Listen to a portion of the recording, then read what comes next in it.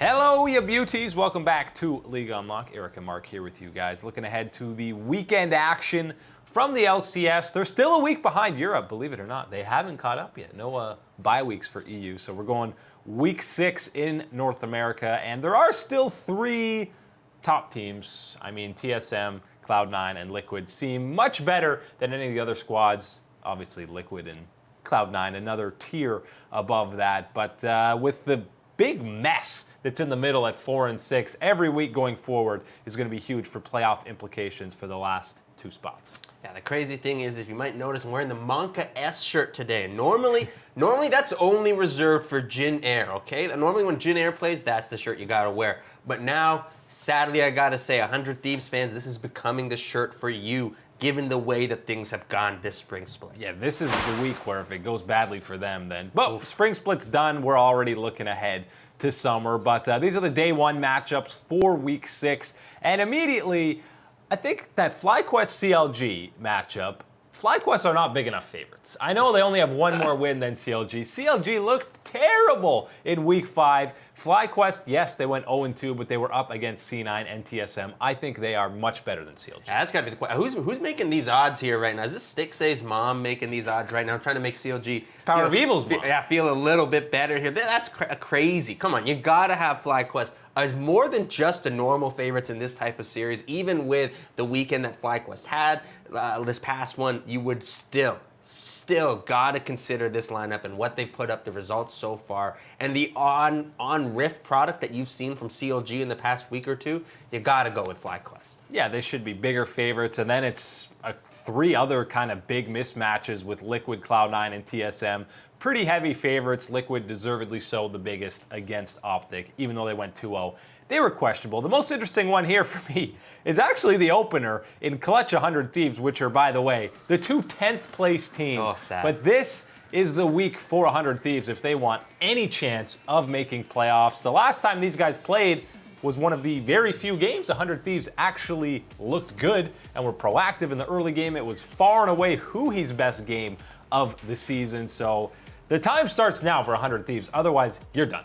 Right, and you really look at 100 Thieves and you look at this week specifically. The reason I got the Monka S shirt on is last week I was thinking to myself, hey, you gotta find a way to get one of these victories this week to keep yourself in that clump that's ahead here at 4 and 6 or whatever. But they weren't able to do that, and then you put yourself in this type of situation here. If you want to have any hope in the spring split, these are must-win games this weekend, no matter what. Your performance needs to be up here for these games if you want to have any hope in this split. The one shining light for 100 Thieves so far in spring is that they've already played Liquid twice, so they don't have to play them again in the regular season, so that's good, right? There's a chance. Hey, that'll help you maybe pick up a win here or 2 there. That could be the difference. But your performance on the Rift has got to be better, specifically members like Huhi and Afram who have to step up their game, and even someone like Anda. I think Anda is someone that's maybe gotten away from a little bit of the criticism here for the slow start for 100 Thieves, but we had big expectations for him given what we saw at Worlds last year, and we knew that he would have to step up with this lineup to provide a little bit more, and we haven't seen him be able to do that. There's plenty of blame to go around for almost everyone on the 100 Thieves roster, even Prawley. Some of the play style that we've seen out of 100 Thieves, highly questionable in this meta. The day 2 action, we got plenty of more juicy matchups, and we talked 100 Thieves, they're playing Clutch on day 1, and then they play the Guardians, so they're not playing any top 3 team this weekend. And the Guardians actually, I mean, they come in as underdogs. They've looked better than 100 Thieves throughout the entire season. That's the crazy thing. Come on, you got to have Golden Guardians better here. But in this situation, as we talk about needing 100 Thieves to pick up wins, this one is the really important one. Because yes, you got to get ahead of Clutch, and you should be better than Clutch, of course. This is the one that you want to focus on, 100 Thieves. You got to be better than Golden Guardians here, given that you know that the Golden Guardians are ahead of you in the standings right now, holding spots that you want to have. You have to be better than them on this day and find your victory. And we thought Liquid were big favorites against Optic. Minus 600 against CLG. So odds makers think CLG is worse than Optic right now. And I might have to agree with that one. We found it. It's not Stixay's mom. It's Zabuteen is running the odds. He's running the odds. That makes sense. That's fair enough. Matchup of the day, matchup of the week is that third game, Cloud9 versus TSM. Obviously, one of the best rivalries in the history of North America. And right now, they're actually the top 2-3 teams, number 2 and number 3 in the standings. So definitely excited for that matchup, really to see who is the team behind Liquid, because whoever wins, it doesn't matter. They're not as good as Liquid, but I'm excited for this matchup. Right, this is going to really decide who is the number 2 right now. And of course, it's the rematch between the storied franchises of Cloud9 and TSM. And when you're thinking about this matchup and you want to break down exactly where you're looking for some advantages here, I think you go down to the bottom side. I think Sven and Smoothie right now, their form at their best, I think they can best here, Sneaky and Zazel in lane. You look to the mid lane, you got Bjergsen, of course, going into Niski. Got to give Bjergsen the advantage, but don't forget that when Niski has played against Bjergsen in the past on teams like Envy, he did provide quite a good test for Bjergsen to go up against. So excited about that mid lane matchup.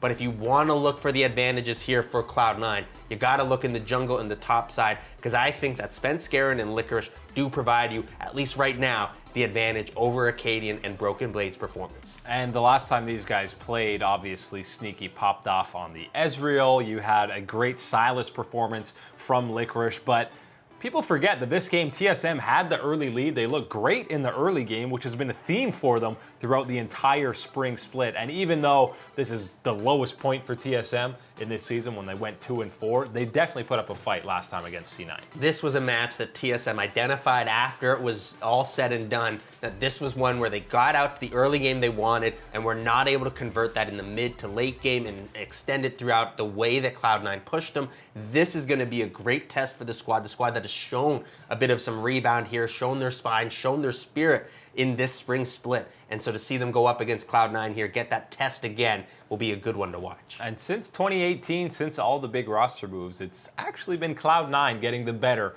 of this rivalry, which was not the case for, the entire 3 years before that. So we'll see how the Sega continues in 2019.